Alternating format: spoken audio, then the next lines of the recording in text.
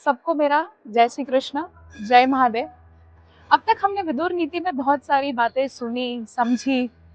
आज हम विदुर नीति में थोड़ा आगे चलते हैं।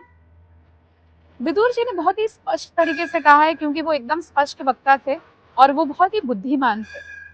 उन्होंने हमें ये एक चीज आज से 5000 साल पहले ही सिखा दी कि किन प्रकार के लोगों के साथ आपको रहस्य चर्चा नहीं करनी चाहिए या गुप्त चर्चा नहीं करनी चाहिए। यानी कि आपके सीक्रेट्स या ऐसी बातें जो सीक्रेट है और आप नहीं चाहते हो कि कोई वफादार ना हो वो सुने। तो उन्होंने बहुत बखूबी से कहा है कि किन लोगों के साथ या किन प्रकार के लोगों के साथ चर्चा नहीं करनी चाहिए। उन्होंने कहा 4 प्रकार के लोग हैं जिनके साथ कभी भी आप गुप्त चर्चा ना करें या रहस्य जो है उस बारे में चर्चा ना करें। सबसे पहले प्रकार का व्यक्ति है जो बुद्धिहीन है, यानी कि जिसमें बुद्धि नहीं है। कई बार ऐसा होता है कि जब हम फ्रेंड सर्कल में होते हैं या रिलेटिव समाज में जब हम रहते हैं, तो कई बार हमें ऐसा अनुभव होता है कि कुछ लोगों को हम बातों बातों में सब कुछ बता देते हैं और फिर हमें रियलाइज होता है कि अरे इस पर्सन को हमें नहीं बोलना चाहिए था, इसके पेट में तो बात टिकेगी नहीं और इसमें तो इतनी बुद्धि नहीं है कि उसको पता ही नहीं है कि किस तरह के व्यक्ति के साथ ये आगे शेयर करना चाहिए या नहीं।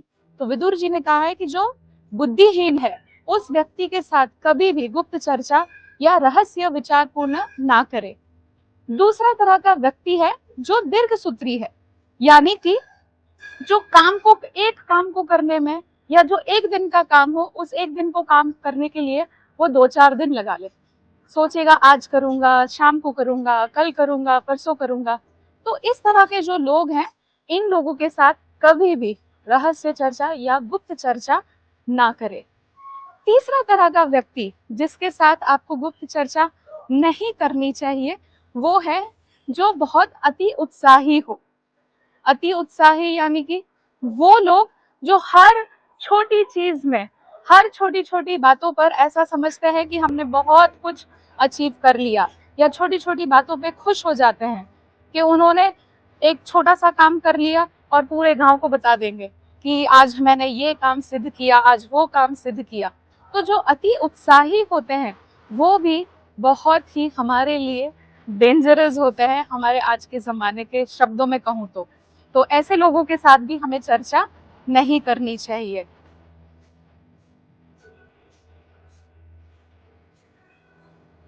चौथा वो व्यक्ति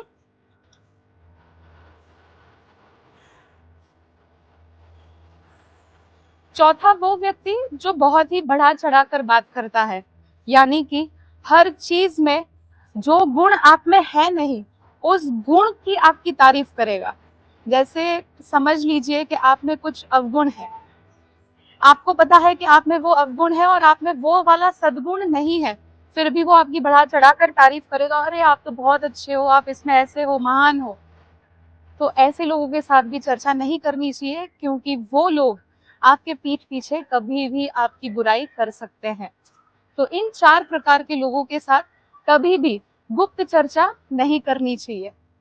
विदुर जी ने आज से 5000 साल पहले ये सारी बातें हमें बताई थी। साथ में उन्होंने ये भी कहा कि तो फिर किन प्रकार के लोगों के साथ हमें चर्चा करनी चाहिए। उन्होंने कहा कि जो अनुभवी हो, यानी कि जिनको ज्ञान हो, जिनको अनुभव हो उस चीज का जिस बारे में आप चर्चा करना चाहते हो। तो जब आप ऐसे लोगों के साथ चर्चा करते हो या गुप्त रहस्य या गुप्त वार्तालाप करते हो, तो वो आपको फल देता है, क्योंकि वो आपको कभी भी गलत राह पे या गलत रास्ते पे नहीं ले जाएंगे। दूसरा, जो वफादार हो।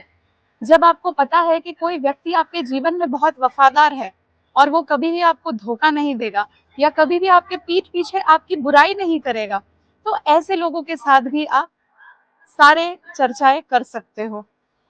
आशा है कि हम सब अपने जीवन में इसका प्रयोग करेंगे, क्योंकि हमने कई बार देखा है कि रियल लाइफ में भी, जैसे आज के जमाने की बात करूं तो कई बार छोटे बच्चे भी कहते हैं कि मेरे फ्रेंड ने मुझे ऐसा कर दिया, मेरे फ्रेंड्स ने ऐसा कर दिया, छोटे से लेके बड़े तक।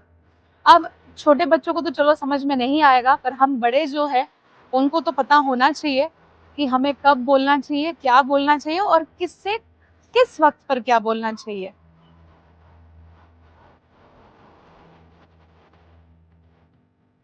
विदुर जी ने ये भी कहा है कि 4 प्रकार की जो चीजें होती है वो बहुत ही फलदायी होती है और आपको तुरंत फल देती है। सबसे पहली चीज है देवों का संकल्प, यानी कि जब आप अच्छी भावना से या सच्ची भावना से कोई कार्य करते हो तो वो आपको तुरंत अच्छा फल देगा। दूसरा, महापुरुषों का तप। जब आप कोई भी चीज जब तप करते हो, या हमने देखा होगा कि जितने भी महान लोग हैं, महान संत है, वो उनके जो तप होते हैं बहुत ही कठोर होते हैं और इसीलिए उनको फल भी तुरंत मिलता है। तीसरा, वो है गुरु के आगे विनयी रहना, यानी कि जो व्यक्ति अपने गुरु के आगे विनयी रहता है, विवेक से काम करता है, उसको हमेशा शुभ फल की प्राप्ति होती है। और चौथा है पापियों का नाश। जब पापियों का नाश होता है तो वो भी बहुत ही फलदायी होता है।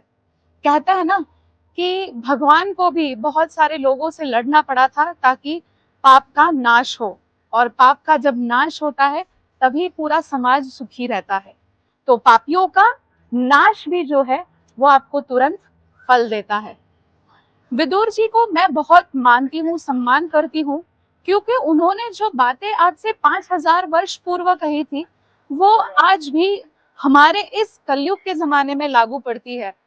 मुझे आशा है कि ये सारी चीजें जो मैंने आज आपके साथ शेयर की है, आप अपने जीवन में उनका अनुकरण करेंगे तो आप सच में बहुत ही सुखी रहेंगे।